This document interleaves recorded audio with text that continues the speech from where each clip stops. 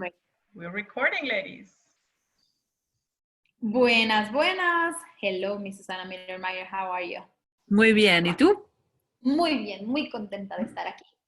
I'm so excited for this hybrid new way of doing the translation. So we have Martha on another Zoom, but they're able to see you at the same time with only one device, which makes it Wow. so yeah. Thank you, technology, for keeping up with us. And thank you, Martha, for being so kind and help us out with this again. So this is us talking about how to out-create yourself in troubled times and how to still be able to create money. So where shall we start? I don't even know where to start with this one, actually. Exactly. And that's where we always start with. We don't know where to start. We just start. The same with the creation of money and the creation of your life and the creation of your business. You never know where you should start. You just start, and that's also how I start my day. I have a lot of things on my list. And then, before I attend to that list, I always go, hey, what is really required today? Or what is really required right now? And that's how you start to create your business. That's how you start to create your life. That's how you create money by, basically letting go of the reference points and just starting. Hey, what's required today to make money right away? So I remember that we were having a create call for the class that you have coming up next week online, pragmatic. No, what was it? Pragmatic practitioner, yeah. Mm-hmm. Yes. Mm-hmm. And I was telling you like all the things that were going on in Latin America. There were so many free Zooms like this one. There were so many Facebook Lives. There was like so many people just out there with this energy of like, ugh! And I was like, that is actually zero fun. And you said, well, it's the same in Europe. And I know that you've been keeping up creating. You've been having a foundation. You just finished a foundation class. And last week, I don't know what other class were you facilitating. And I was like, okay, let me look at it. And I was like, oh, I asked you. And you said, I just don't buy the points of view of other people. And I know that this is where it all starts. Like when you really get that your point of view creates your reality, so many different doorways, so many different possibilities open up. But for me, I'm speaking for myself. I'm taking advantage that I'm the one asking you the questions. But for me, what is like the most challenging thing is to actually be the space of no drama, no worries, not buying into people that are also freaking out. So how, like, do you have like a favorite recipe or a combination of tools that you can share with us when you're not able to really stick to your guns, like we say? Well, it's basically being lazy. I'm too lazy to give a shit about this drama because it takes a lot of energy. I mean, I hear the drama. It's not like, one thing is you could go into the other direction and cut it out. Like, oh, I don't want to be aware of it. I'm just going to keep it out. That's not working either. I'm highly aware of it and I perceive it, but I have like what I trained myself to do since I started this whole, journey to be more and create more, or consciousness, is I trained myself to choose what I pay attention to. So I hear the noises, I hear the, I'm highly aware of it, but then I choose to not listen to that or pay attention to that, but I go to where are the possibilities, where's the lightness, So it's basically like, imagine if you're a radio and you like the old ones and you turn the dials and you can turn your dial to the, to that sound, or to, someone screaming and talking about, what everything that's horrible, or you can turn it around and go, where's the great music that makes me feel great? Ha ha ha, da da da da. Here it is. Great. Okay, this is my reality. So it basically reminds you that you can dial into whatever channel you want to, because that screaming and that loud drama of everything that's not here and not working and not here and like no money or no clients or whatever, that's just one dial, that's not everything. That's just one station of infinite stations. So, everywhere you've made that the only station, all of you, will you please destroy and uncreate it? Right, wrong, good, bad, pot, pock, all nine shorts, boys, and yawns. So there are infinite numbers of stations. When you dial that thing, you're like, oh, there's another one, there's another one, there's another one, there's another one, and there's another one on my WhatsApp.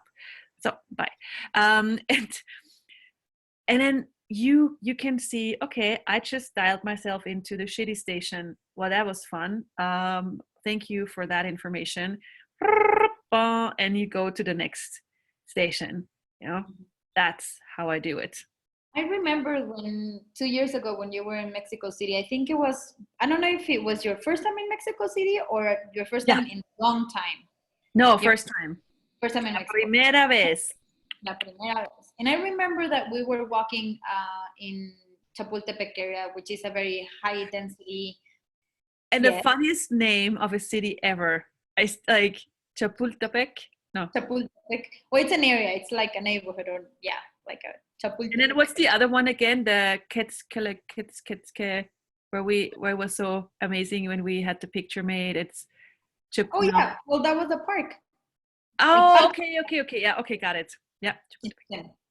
So when you were there, I remember that you had not been many hours after I saw you, and you were like, wow, this city is so intense and it's so loud.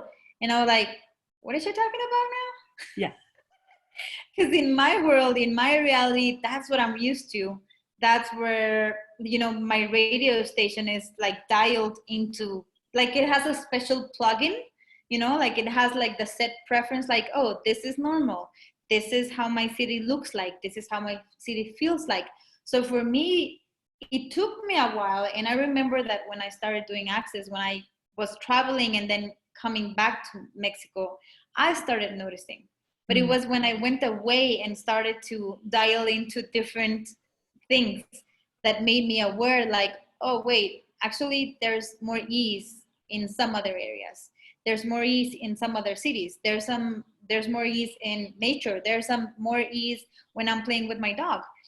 But I get that most Latins, this drama and this worrying about money, I know that everyone worries about it. Like, I know that.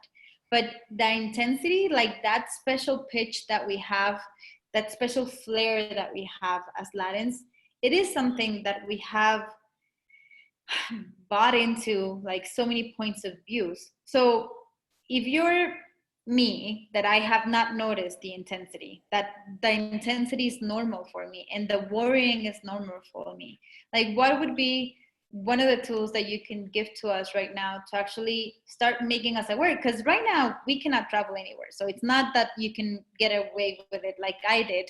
I was like, oh, going to classes and then coming back, oh, wait, it's heavier than when I was there, or it's heavier to talk to these people than the people that I was hanging out with in classes. Where would you start? Yeah. So like not avoiding it.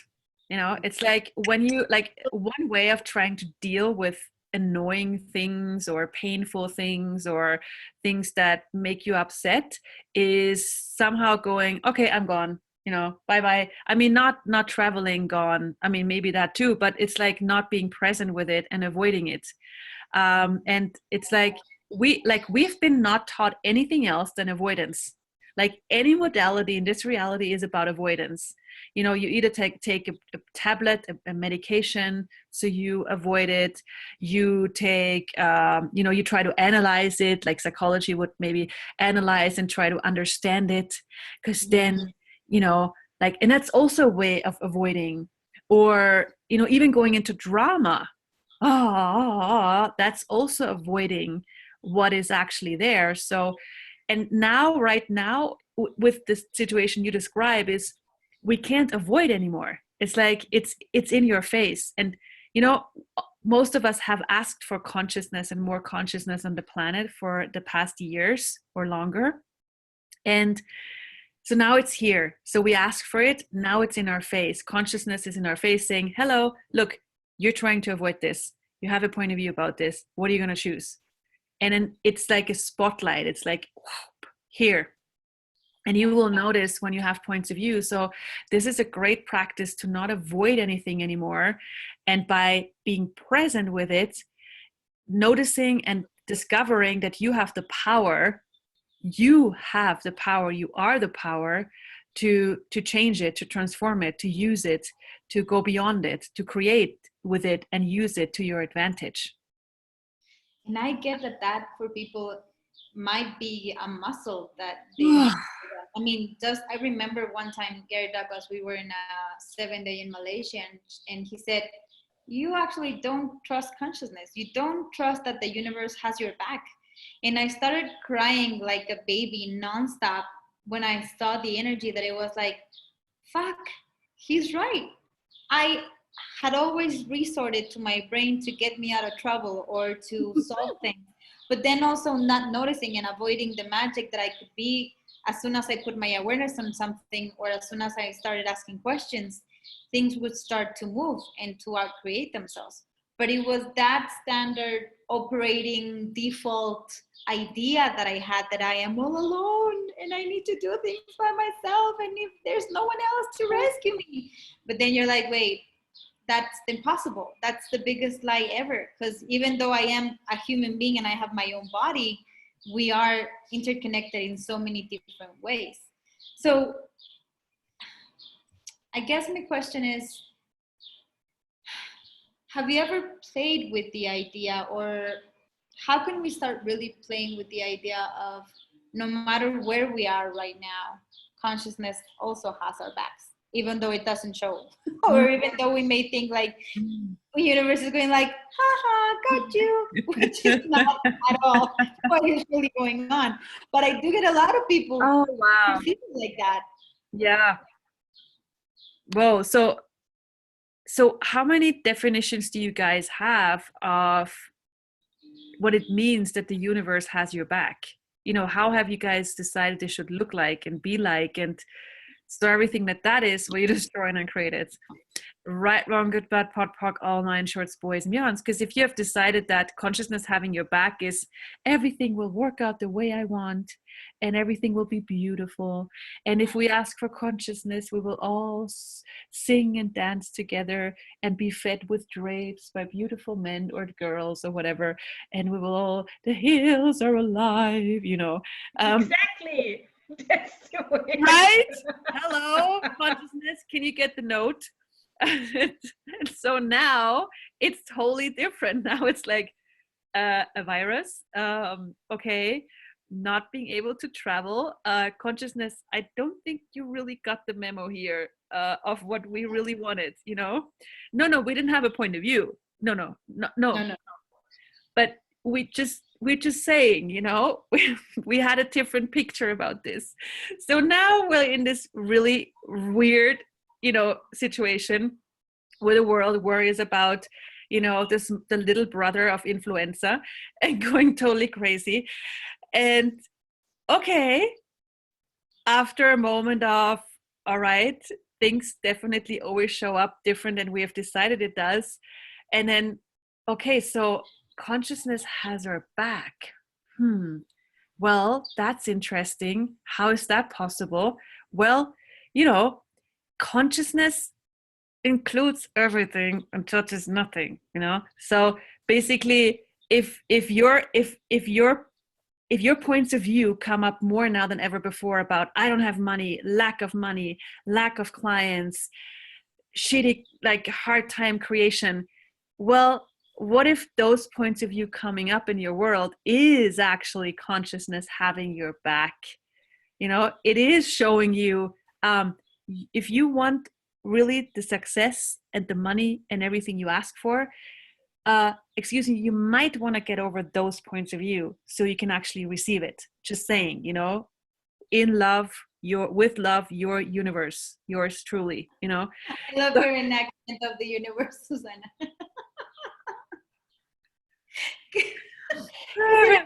does have that tease. I've always said that the universe is the greatest teaser in the whole world. It's not even with unkindness. I was in a call recently, and I was asking a question, and I got in a hammered. cold? In a In a cold? call. Oh, okay. I thought you were in a cold. No, it's pretty warm here. No, it was in a call, and then I asked the question, and the facilitators, it was 2 people that were facilitating, they hammered me. They made me to the wall. I was like, how the fuck did this happen? I was so cold 2 seconds ago. And then as soon as I opened my mouth, I swear to God, I thought it was in a sauna. Everything was like, I want to get undressed. I don't want to look at this. Da, da, da, da, da, da. And then I was like, wait, but they had so much kindness in actually inviting me to look at what really was behind my question, and all the points of view and all the judgments that I have about what I was asking. But if I did not, like, I know that my point of view is the universe is a tease, and it likes to play, and there's no judgment in it. So I was able to ride that wave way easier, instead of getting mad or getting depressed, or, you know, taken about, like, thinking they were attacking me, when they were like, well, we're gonna help you out to actually really look at this, Alba, because you've been funny about it, you know, like, I have never ever done that before. Of course I have. But then if you actually do have that point of view that the universe has your back, and that it's also a tease, but it's like a tease with kindness that can show you things, then I get that there's way more possibilities. That's where Gary Douglas says, hey, whenever you ask a question, you are actually in action, not in reaction. Actually, why don't we go there? Can you talk about, because I know this conversation has been up lately about the difference between acting and reacting. And I know Latins don't react at all. No. At all. They're worst at reacting. Yes. No. You guys don't react. Nah. So we don't need to have that conversation. But you know, if you admit to yourself how much fun you have reacting, you know, there might be something else possible, because it's not wrong to react. Because, you know, this whole conversation, oh, reacting, acting, and you should act and not react. Yeah, but that's not from the point of view and the perspective of making reaction wrong. It's like, if you react, fucking react, you know, do like Mamas in the House reaction, go for it, do the Oscar nominated, yeah, Latina reaction, yes, you know, and go for it, like only you guys can. But then, you know, because if you react from choice, it's not really reaction, it's like wannabe reaction. You know, it's a conscious form of reaction. It's because you choose it. If you go, I'm reacting and I'm choosing to enjoy it, you're in charge again. And your feelings and your emotions don't, you know, they don't take over, and you don't let them run your life, but you're in charge. So if you react, go for it, you know, enjoy the hell out of it. And yeah. So I don't know, this is a really big conversation right now. And, you know, if you start noticing in all the places that you react, you probably, if you start asking that question, where am I reacting, you probably see more of those places. And it's funny, like those little nuances where you react that you just found normal. You're like, well, that's me, that's how I am with the world. And they're like, no, that's another place where I react. Oh, that's another place where I react. And the moment you realize it, well, you can react or not. You can change. You can choose that. And I mean, we started this conversation with like how to be successful in troubled times. And this conversation can go either only looking at the monetary situation, or it can actually just having ease wherever you are. So is there anywhere that you would want to go with this? Yep, I adore you, Alba. When we get together, angels sing. No. That's a weird hand thing. Anyway, so when like the succeeding in troubled times, it's like, yes, the success can be money. Definitely, money is fun. It's amazing. It's wonderful. And what else is there about succeeding in these times? And there's this thing coming in, which is called the future, you know? So if you are creating with and as the future, you will always be advantaged. You know, you will always, you will always be ahead of your time, or ahead of other people, because you of the game. Yeah, exactly. Ahead of the game. And it is a game, definitely. Exactly. So like being aware of the future, and it's like creating with and as the future is not what it used to be before. It's not what it used to be a couple of weeks ago, because the rules have changed completely, and you really, really want to acknowledge that the rules have changed, and the old rules do no longer apply. So the way you created a couple of weeks ago, no more. It's gone, you know? So like, how many of you are trying to find some old place of where you used to function from with your business, with your creations, with how to move forward, and you can't find it anymore? So, and try to recreate it. And that's where you have this limbo, this, I want to go forward, but I'm going backward. I want to go forward, but I'm going backwards. So everything that is, we're destroying and create it. Yes. Right, wrong, good, bad, pot, pock, all nine shorts, boys, meow. So you really, really gotta let go of any way you have created before, and be present with like the 10 seconds increments tools. Now what? Now how would I like to create? How would I like to create? What works for me? What's fun for me? What parts of my business are light? What parts of it can I look at it are not light, that ask me to change something, some aspect? And considering the future, or including the future right now, is not about, oh, I know what I'm going to do in 6 weeks, because you might have a sense of it, but that could change, you know, with whatever people decide. So it requires you to maybe go even further out in the future than what you usually do. Like if you ask yourself, how far in the future am I usually looking? Most people have a month, you know, because that's when the new bills come in that they need to pay. So how far in the future are you used to looking at when you create your business or anything? And is that enough now, or do you need to go further? And you might want to go way further. You might want to go like 5,000 years or something into the future. And you can start with a couple of hundreds, you know, if that is comfier. But it's like, what? So, you know, you can, you know, if you get the energy of the future 5,000 years, why is this still pinging? I turn it off. So if you go, okay. So if you go into the future, like 5,000 years, notice how peaceful it gets. And now look back at your creation and money. What are you aware of? Does what's going on really matter in a perspective of 5,000 years? It's like the franticness you have about money and classes and getting people to classes, and I have to create a class, I have to get people, I have to get money. Yeah. So does that really exist from a perspective of 5,000 years? No. It's like, no, it doesn't. It's like, it's not relevant anymore. So what if you relax, you know, and what if you get out it to like expand out to 5,000 years into the future? And then ask, okay, what's required today?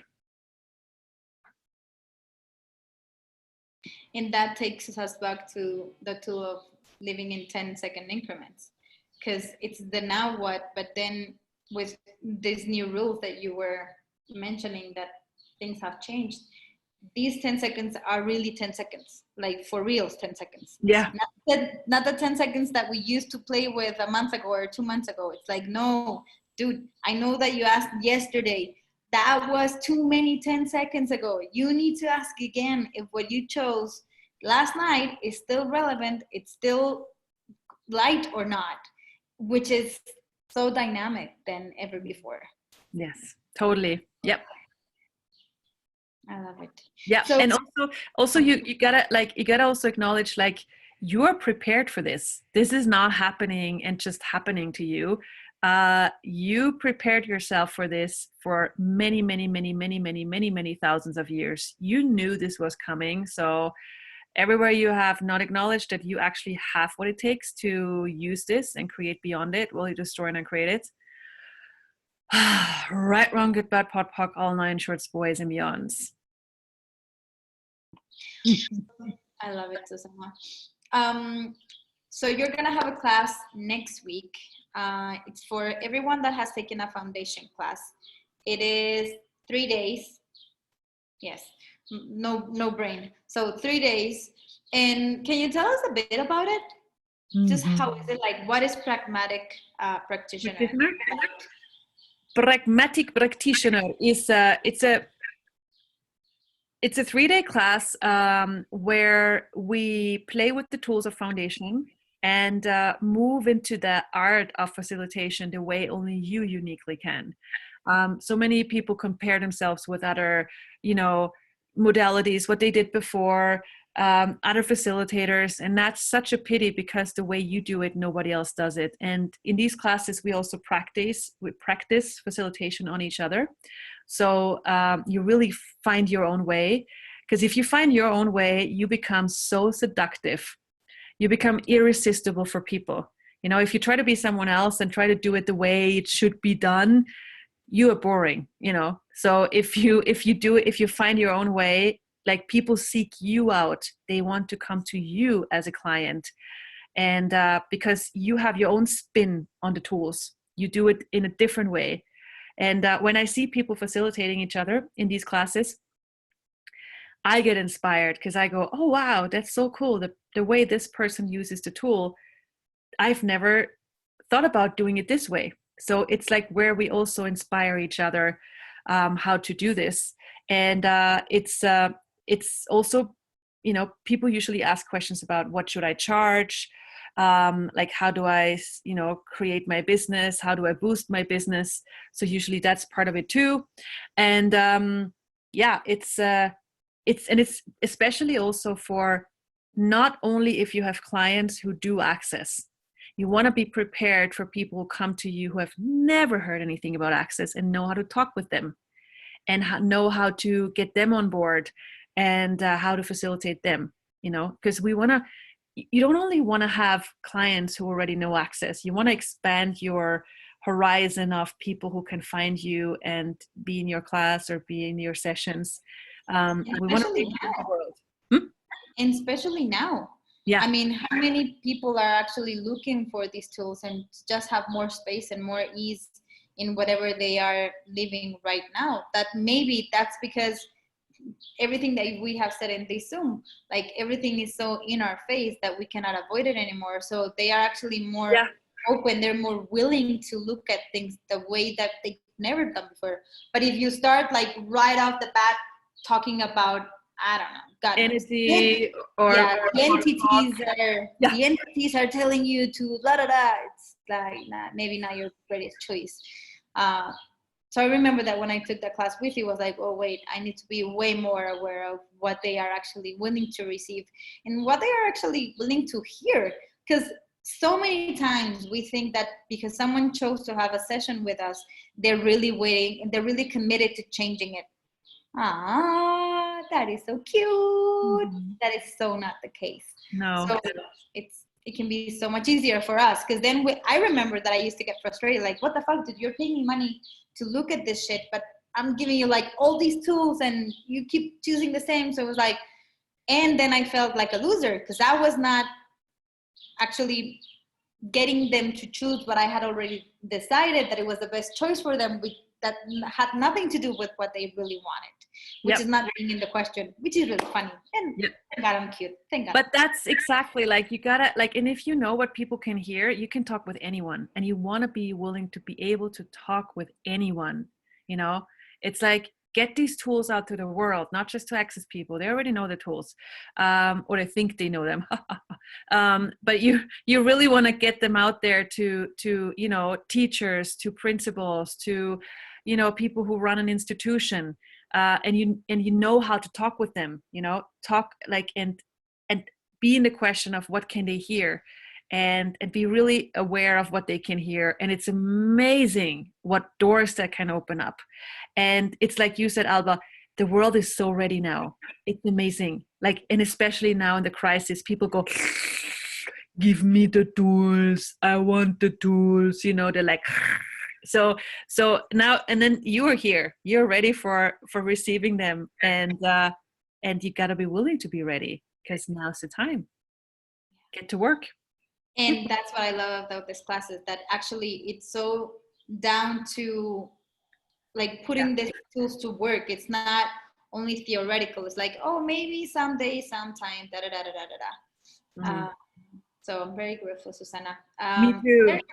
Is there anything else before we say goodbye? No, just extremely much looking forward to this creation. Like, also especially right now, like holy moly, it's time to get this out there in the world, and you are part of this. You're not a side player, you are part of this. So be willing to use yourself and ask, how else can I use myself to create beyond what I ever thought? You know, time to access you and everything you know. Let's play. Thank you so much, Susanna. So if anyone is interested in knowing more details, more specifics about this class, you can contact me, you can contact Lucas Gaumet, you can contact Joy Hernandez, you can contact Rosie, or you can contact Eva. Thank you so much for your time. You have a lot of cheerleaders right behind you. Or Martha. And Martha. Yes, sorry. Thank you, Martha. Thank you, Martha. Thank you. Thank you, everybody. Adios. Gracias. Ciao. Ciao. Ciao.